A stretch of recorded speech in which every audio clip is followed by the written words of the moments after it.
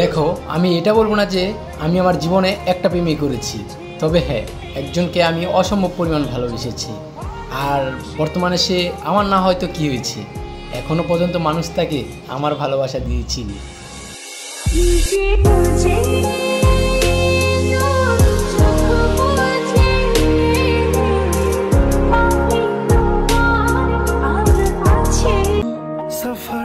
আমি তাকে এত পরিমাণ বিশ্বাস করছি যে এখন নিজের গালে নিজেকে জুতা দাবাই দিতে ইচ্ছে করতেছে, কারণ সে এত বড় ধোকা দেওয়ার পরেও আমি এখনো বিশ্বাস করতে পারছি না সে আমাকে ধোকা দিয়েছে।